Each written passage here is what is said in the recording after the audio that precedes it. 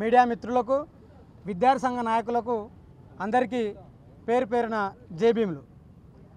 మన మిత్రులు మాట్లాడుతూ తెలంగాణ రాష్ట్రంలో విద్యా వ్యవస్థ గురించి మాట్లాడుకోవడం అంటే అసలు నాకు తెలిసి దీనంత బాధాకరమైన విషయం ఏది లేదని కూడా నేను సందర్భంగా తెలియజేస్తున్నా.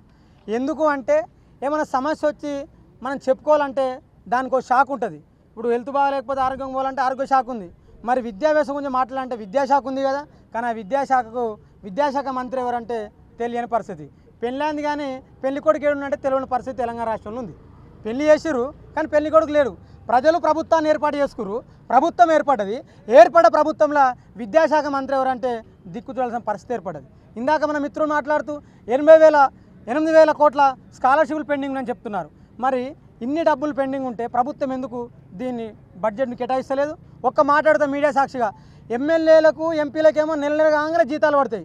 ఆ జీతాలకు మా తల్లిదండ్రులు మేము పన్నులు కడతాం. నెలగానే జీతం మీకు పడ్డప్పుడు మరి సంవత్సరంగానే స్కాలర్షిప్ మాకు ఎందుకు పడతాయని చెప్పి నేను ఆర్ట్స్ కాలేజ్ సాక్షిగా ప్రశ్నిస్తున్నా. దీనికి కారణం ఎవరు? ప్రభుత్వాలు కదా. మేము విద్యార్థులు మేము అడిగినాం, ప్రభుత్వంలో కమిషన్ అడిగినామా, మీ కాంట్రాక్ట్లో కమిషన్ అడిగినామా, మీ పెట్టుబడుల పెట్టుబడి అడిగినామా? మేము ఏం అడిగినాం? మా స్కాలర్షిప్లు ఏమని చెప్పి మేము ప్రభుత్వాన్ని అడగడం తప్ప ఇంకెన్ని రోజులు దీన్ని పెండింగ్ ఇలా కొనసాగిస్తారు? ఒకటే దేశం అంటారు, ఒకటే ఎన్నిక అంటారు, ఒకటే ఓటు అంటారు, ఒకటే రాజ్యాంగం అని చెప్తున్నారు కదా. మరి ఒకటే బడెందుకు లేదు అని మేము అడుగుతున్నాం. ఒకటే బడెందుకు లేదు అది చెప్పాలి కదా ప్రభుత్వం. ఇప్పుడు పెండింగ్ ఉన్న స్కాలర్షిప్లను కూడా ఒకవేళ రేవంత్ రెడ్డి ప్రభుత్వం విడుదల చేయకపోతే దానికి రేవంత్ రెడ్డి ప్రభుత్వము తగిన మూల్యం చెల్లించుకోక తప్పదు. భవిష్యత్తులో పెద్ద ఎత్తున తెలంగాణ బంద్కు కూడా మేము పిలుపునిస్తాము. ఎందుకు అంటే ఇది మా ప్రాబ్లం. ఇన్ని సంవత్సరాల నుండి స్కాలర్షిప్లు పెండింగ్ పెడతారు. మీరు కట్టే ప్రాజెక్టులకు ఇమీడియట్లీ బడ్జెట్ ప్రవేశపెడతారు. మరి మేము ఏర్పాటు చేసుకున్న తెలంగాణలో మా స్కాలర్షిప్లు ఈ సమస్యను మీరు ఎందుకు పరిష్కరించరు?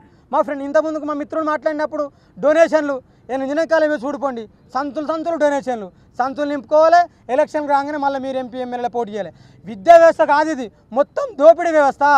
దీనికి ముందు వరుసలో ముఖ్యమంత్రి రేవంత్ రెడ్డి దోపిడీ నడిపిస్తుండు.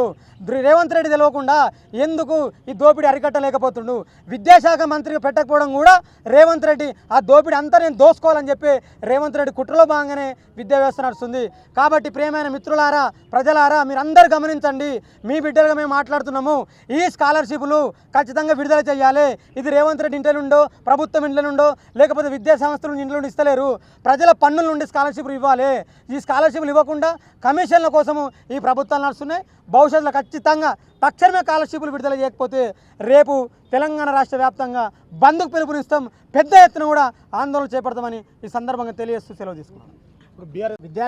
విద్యారంగ సమస్యల పరిష్కారానికై ఓయూ విద్యార్థి సంఘాలు నిర్వహించిన ప్రెస్ మీట్కి విచ్చేసిన వివిధ విద్యార్థి సంఘాల నాయకులకి, మీడియా మిత్రులకి ఏఐఎస్ఎఫ్ తరఫున విప్లవాభివందనలు తెలియజేస్తూ, ఇప్పుడున్న రాష్ట్ర ప్రభుత్వం ఎన్నికల ముందు విద్యా ప్రక్షాళనే ప్రధాన ధ్యేయంగా ప్రచారం చేస్తూ అధికారంలోకి వచ్చిన తర్వాత కనీసం విద్యాశాఖ మంత్రిని కూడా నియమించకపోవడం సిగ్గుచేటుగా మేము భావిస్తూ ఉన్నాం. ఒక పక్క రాష్ట్రంలో పెండింగ్లో ఉన్న స్కాలర్షిప్, ఫీజు రియంబర్స్మెంట్ విడుదల చేయకుండా పేద విద్యార్థులను మరింత చదువుకు దూరం చేసే పరిస్థితి ఉన్నది. దాదాపు యూనివర్సిటీలను చూసుకుంటే చాలా వరకు హాస్టల్స్ స్కాలర్షిప్లు పెండింగ్లో ఉండడం వల్ల మూతబడి కనీసం అవి యూనివర్సిటీ ఓపెన్ చేసి ఒక 20 రోజులు అవుతున్నా కానీ హాస్టల్స్ తెలుసుకోలేని పరిస్థితి ఉంది. మేమేం డిమాండ్ చేస్తూ ఉన్నామంటే ప్రభుత్వాన్ని వెంటనే పెండింగ్లో ఉన్న ఫీజు రియంబర్స్మెంట్ కానీ స్కాలర్షిప్లను కానీ విడుదల చేయాలని చెప్పి విద్యార్థి సంఘాలుగా డిమాండ్ చేస్తూ ఉన్నాం.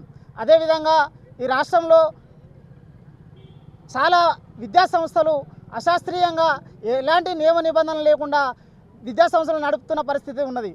ఆ విద్యా సంస్థలు నియమ నిబంధనలు లేకుండా విద్యార్థులకు అమాయకంగా వాళ్ళను విద్యా సంస్థలకు రప్పించి వాళ్ళ జీవితాలను ఆగం చేస్తున్నారు కనుక వాటిపైన కఠిన చర్యలు తీసుకోవాలని చెప్పి, అదేవిధంగా యూనివర్సిటీలో కానీ బయట విద్యా సంస్థల్లో కానీ అశాస్త్రీయంగా ఎటువంటి శాస్త్రీయత లేకుండా ఒక 300 నుంచి 400 రెట్లు ఫీజులు పెంచారు. ఇవాళ ఆ ఫీజుల భారం వల్ల గ్రామీణ ప్రాంతాల నుండి వచ్చే పేద విద్యార్థులు విద్యకు దూరం అయ్యే పరిస్థితి ఉన్నది. కాబట్టి ప్రభుత్వం పునరాలోచించి వీటిని తక్షణమే పరిష్కరించాలని డిమాండ్ చేస్తూ ఉన్నాం. అదేవిధంగా యూనివర్సిటీలో రిక్రూట్ చేయాల్సిన ప్రొఫెసర్ పోస్టులు దాదాపు ప్రొఫెసర్లు 1200 మంది ఖాళీలు ఉండగా ఈరోజు నిన్న స్టాండింగ్ కమిటీలో కేవలం 250 మాత్రమే నింపుతున్నట్టు అనుమతి ఇచ్చినట్టు వారు తెలిపారు. మేము 250 కాదు 1200కు 1200 పోస్టులు భర్తీ చేయాలని చెప్పి ఈ సందర్భంగా డిమాండ్ చేస్తూ ఉన్నాం.